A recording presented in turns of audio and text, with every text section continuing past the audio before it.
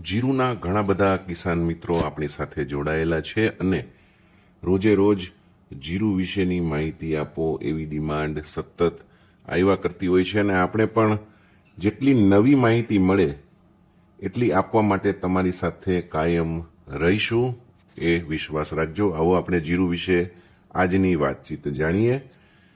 જીરુની બજારમાં અત્યારે મિત્રો એક સાથે બે મોટી ઘટનાઓ ચાલી રહી છે અને આ ઘટનાઓ કઈ છે એના વિશે તમને હું વાત કરું તો એક તરફ મધ્ય પૂર્વમાં યુદ્ધ જેવી પરિસ્થિતિ છે। વારંવાર અમેરિકા ઇઝરાયલ દ્વારા હુમલા થઈ રહ્યા છે, આંગુ થઈને બીજે હુમલા કરી રહ્યું છે, એટલે સરવાળે અખાતી દેશો અને મધ્ય પૂર્વમાં પરિસ્થિતિ સારી નથી। અને બીજી તરફ આપણે જો જોઈએ તો રાજસ્થાન અને ગુજરાત આ બંને રાજ્યોની અંદર નવા પાકની ભારે આવકોનો સમય હવે પાકી ગયો છે।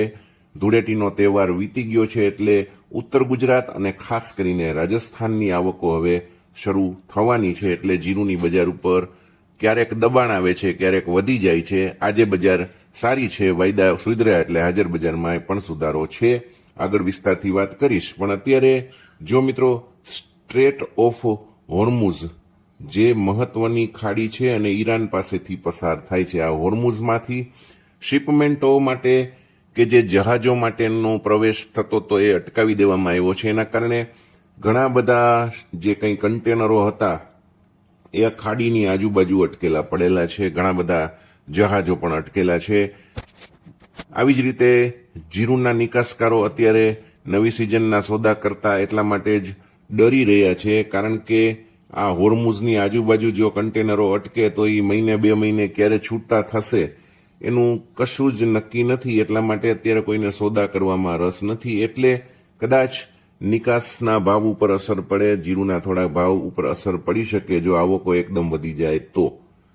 એટલે ભાવ ઉપર અસર પડવાની છે, પણ આ બધું જે કંઈ હશે એ માત્ર મિત્રો ટૂંકા ગાળાનું હશે। આ ખાસ યાદ રાખજો, લાંબા ગાળા સુધી આવી પરિસ્થિતિ ચાલી શકે નહીં। ચાલે તો આપણા બધા જ અર્થતંત્રો ઠપ થઈ જાય।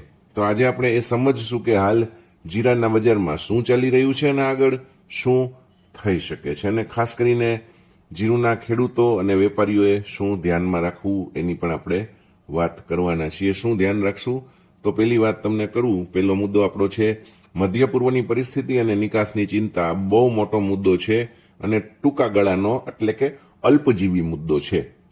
મારા અભ્યાસ પ્રમાણે હું કહું તો આવી પરિસ્થિતિઓ ભૂતકાળમાં પણ જ્યારે નિર્માણ પામી છે ત્યારે બહુ લાંબી નથી ચાલી, એટલે આ વખતે જોઈએ શું ચાલે છે। અમેરિકાનું વલણ આમાં બહુ મહત્વનો ભાગ ભજવશે। હાલ મધ્ય પૂર્વના કેટલાક દેશોમાં યુદ્ધની પરિસ્થિતિ છે, એટલે જીરુ સહિત ઘણી કોમોડિટીઝ જે નિકાસની સ્ટ્રીટ ઓફ હોર્મુઝ છે ત્યાંથી નીકળી શકતી નથી, એટલે પૈસા ફસાય એવા ડરથી ઘણા નિકાસકારો સોદા નથી કરતા, એના જે શિપમેન્ટ છે એ અટકાવી રહ્યા છે। અને શિપિંગ લાઈનો એટલે કે જે બધા એજન્ટો છે જે વિદેશમાં માલ મોકલાવતા હોય એ લોકો અલગ અલગ જગ્યાઓએ માલ ડાયવર્ટ કરી રહ્યા છે, એટલે કે એના શિપ જો ભરેલા હોય, અહીંથી પસાર થયા હોય, અહીંથી નીકળ્યા હોય તો એ બીજા રસ્તે લઈ જવાનું પસંદ કરી રહ્યા છે, એટલે કે અત્યારે ડાયવર્ઝન ચાલી રહ્યું છે। પણ જે અર્ધ નાશવંત માલ છે કે જે નાશવંત માલ છે કન્ટેનરમાં બગડી જવાનો પણ ખતરો છે, એટલા માટે બધાને ચિંતા છે। હંમેશા એવું હોય છે કે ખરીદનારા પોતાના બંદર ઉપર માલ પહોંચે એ પછી જ નાણાંની ચૂકવણી કરતા હોય છે, એટલે બધા નિકાસકારોમાં અત્યારે ચિંતા છે, ઉચાટ છે, નવા સોદા નથી। કેટલાક આંતરરાષ્ટ્રીય વિશ્લેષકોને મેં પૂછ્યું હતું, એણે એવું કીધું કે બધું સામાન્ય રહેશે। ખાસ કરીને આ વાત હતી ગોલ્ડમેન સાસ દ્વારા કહેલી છે, જે ગઈકાલે વાત કરી હતી। ગોલ્ડમેન સાસ એટલે કે એક મહત્વનો ટ્રેડર છે, આખી દુનિયામાં એ બહુ મોટું નામ ધરાવે છે, કે એના કહેવા પ્રમાણે જે આ સ્ટ્રીટ ઓફ હોર્મુઝ છે અહીંયા 5 જ દિવસમાં ફરીથી શિપિંગ શરૂ થઈ શકે છે અને સ્થિતિ સામાન્ય થતા લગભગ 4 અઠવાડિયા એટલે કે એકાદ મહિનો લાગી શકે છે। પણ ત્યાં સુધી બજાર અનિશ્ચિતતામાં રહેશે, સોદા અનિશ્ચિતતામાં રહેશે। બીજો મુદ્દો કહું તો જીરાના બજાર માટે આગામી 1-2 મહિના મહત્વના છે। ને શું કામ મહત્વના છે? કારણ કે અત્યારે હાલનો સમય જીરાના બજાર માટે મહત્વનો છે, કારણ કે ગુજરાત અને રાજસ્થાનમાં નવી આવક થઈ રહી છે અને આ જ સમયમાં બજારની દિશા હંમેશા નક્કી થતી હોય છે।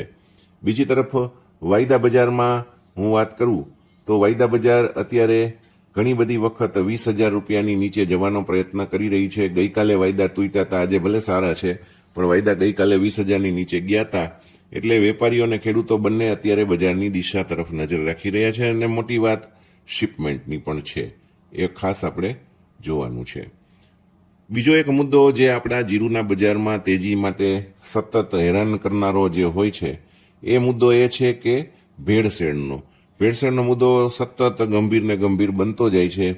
મને ઘણા બધા ટ્રેડરો ફીસની બેઠક દરમિયાન મળ્યા, એણે ચોંકાવનારી વાતો કરી હતી, જે હું અહીંયા બોલી શકું એમ નથી, એટલા માટે હું તમને નહીં કહું. પણ ખેડૂતો અને વેપારીઓ જાગૃત થઈને FSSAIમાં ફરિયાદ નોંધાવે એ ખૂબ જરૂરી છે, કારણ કે કોઈ સંગઠન કદાચ આ સામે અવાજ ઉઠાવે તો એનું કાંઈ ઉપજે નહીં, પણ FSSAIમાં જો એકવાર ફરિયાદ કરવામાં આવે મોટા પાયે તો જરૂર કંઈક ફરક પડશે, એવું બધા માની રહ્યા છે.